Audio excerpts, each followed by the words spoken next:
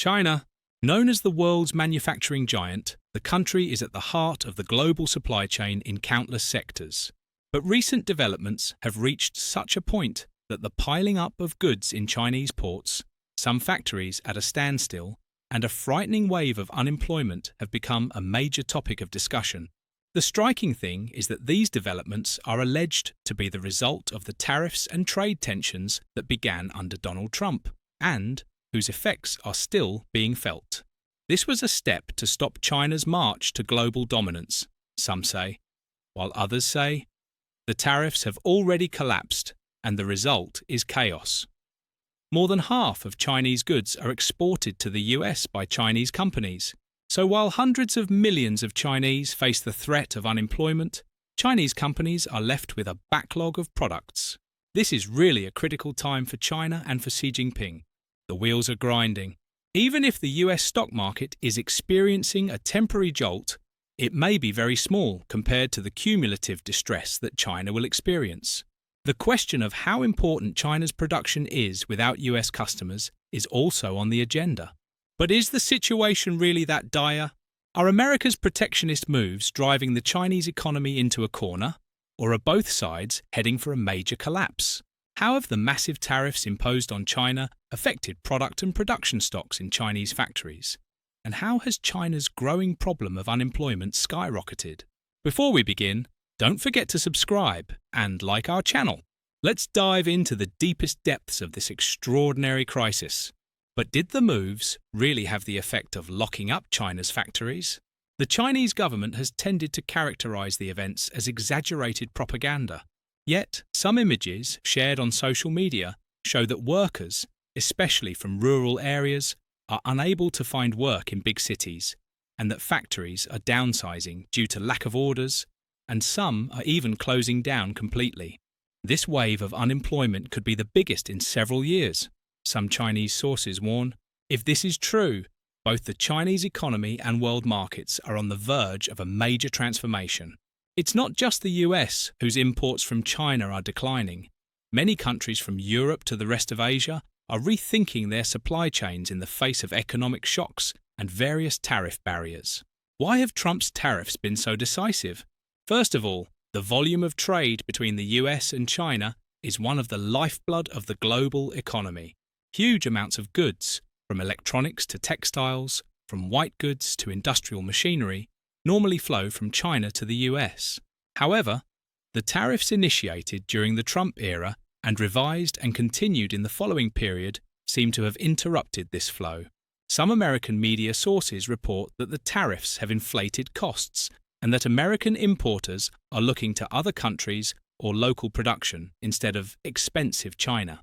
If importers move away from China in significant numbers, Chinese factories could be left empty. But is this really happening? Or is this just a temporary irregularity? Some argue that the tariffs have had no lasting effect, that China still leads world production. However, the alleged piling up of goods in Chinese ports is far from a simple matter. In some videos circulating on the internet, giant stacks of containers sit for months without being moved. Cancellation or postponement of export orders may have led to a major logistics bottleneck. If this goes on for too long, China's massive ports will be left with a backlog of export goods. This could set off a chain reaction that could lead to manufacturers being unable to make payments, workers being unable to be paid, and even factories closing. Moreover, these factories are the only source of income for millions of workers. The phrase, "the biggest wave of unemployment in history," is a consequence of this scenario. The US administration seems unwilling to completely withdraw the wave of tariffs that began under Trump. In fact, some officials are in favor of an aggressive trade policy against China, arguing that it is in America's interest to remain tough. On the other hand, some of the economic advisors in the White House warn, "We are hurting the global economy." Indeed, the disruption of production in China means more expensive products and limited supply for American consumers. In addition, many American companies have contract partnerships that manufacture in China. They also benefit from these tariffs and uncertainty. So, it's not a win-win situation for either side. Some of the social media commentators on the issue said, It is obvious that Trump's tariffs have failed. China maintains its position as a production center, but it is natural that there will be fluctuations in orders. Others seem to be saying, don't rush to judgment, the US is buying time to pull back its production, while China is getting hit hard in the process. The situation of migrant workers is at the center of this debate. Millions of workers who flock to China's big cities are forced to return home when the factory lines stop running. Moreover, rural areas do not have the means to provide them with sufficient employment. This is an issue that can also raise social tensions. So what is really happening? Some European and American sources report that China has been experiencing a production breakdown for months, with orders for low and medium tech products in particular plummeting. If China continues to rely solely on high-tech exports, millions of unskilled workers could be out of work. This means that the labour force needed for smartphone chips or high-value added electronics is limited. The mass of people working in giant textile factories, plastic toy lines, and simple assembly plants is much larger. The possibility of these factories closing raises the question, what will China do? The government is rumoured to be preparing a new stimulus package, but it is unclear whether even this will cover the costs raised by the tariffs. Some US economists argue that Trump-era tariffs could break China's dominance in the manufacturing sector. In the long run, they argue, companies looking for alternatives to China will increase production in regions such as Southeast Asia or Africa, and some will even consider opening factories in other US states. Of course, this is not a transformation that will happen in a few months. Factors such as high labour costs, lack of infrastructure, and supply chain habits come into play. Therefore, the global trade map may be shaped by a painful change that may last for a decade. China's losses may be heavy, but America may also lose its advantage of cheap and fast supply. It is hard to know which will be hit harder. The Chinese press often characterises these developments as the result of unfair US trade policies.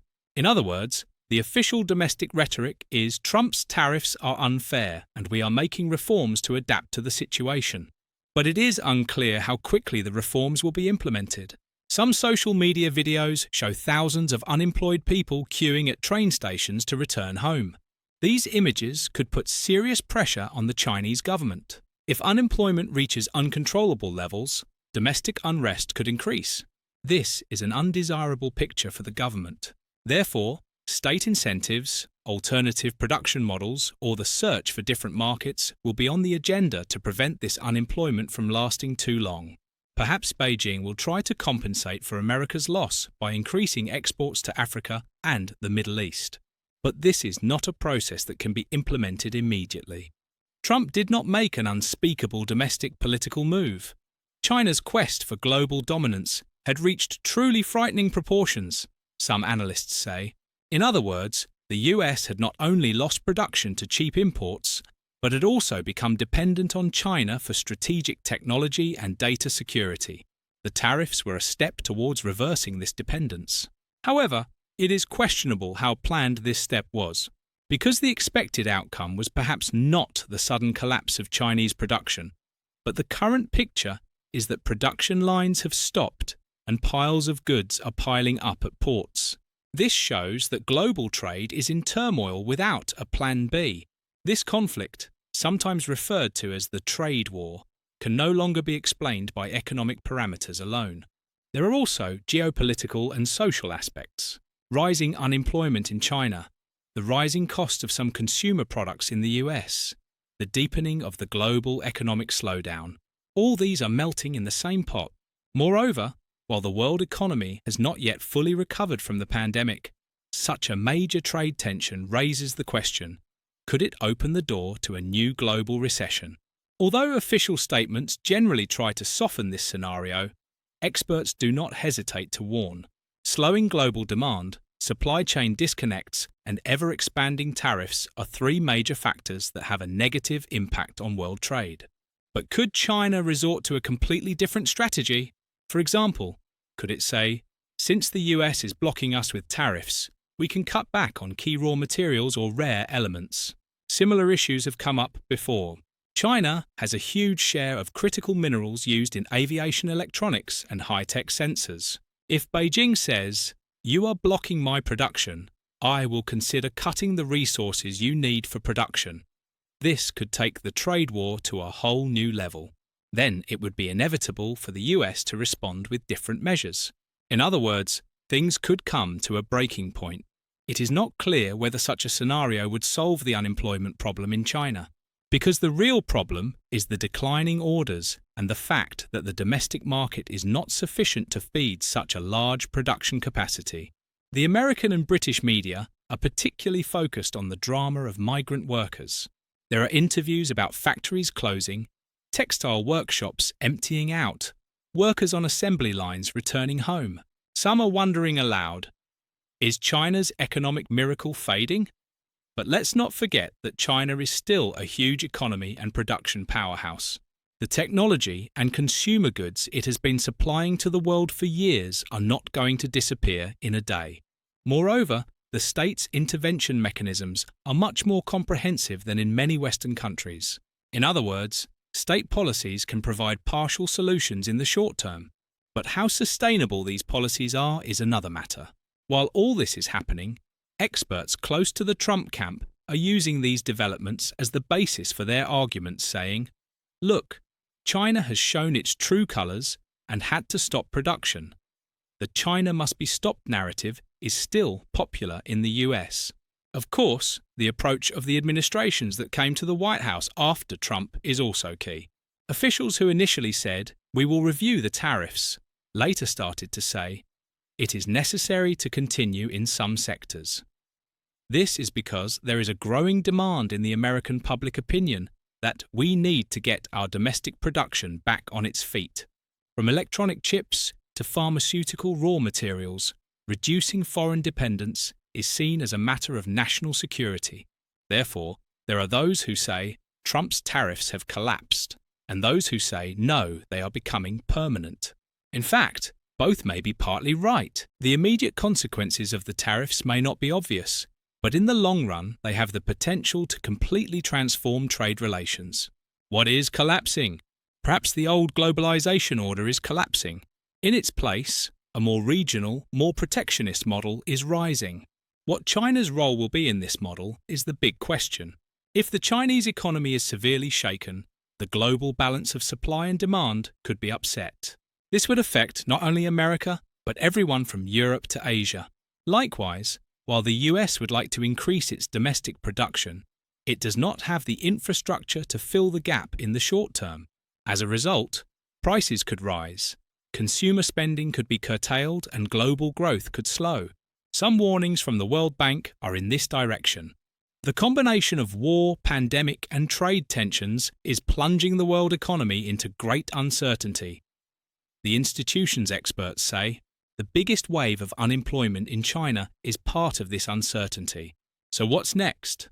The Chinese government may have to address this problem and stimulate domestic consumption, because as external demand declines, it will need to find different markets or ways to sell the goods produced by hundreds of millions of workers. Wage increases, subsidies, and economic reforms may be on the agenda to strengthen the domestic market, but these policies could also bring inflationary pressures. The world economy, on the other hand, is still recovering from high inflation in a turbulent way. So there is a complete dilemma. Finally, one wonders, can Trump's tariffs really break China's dominance?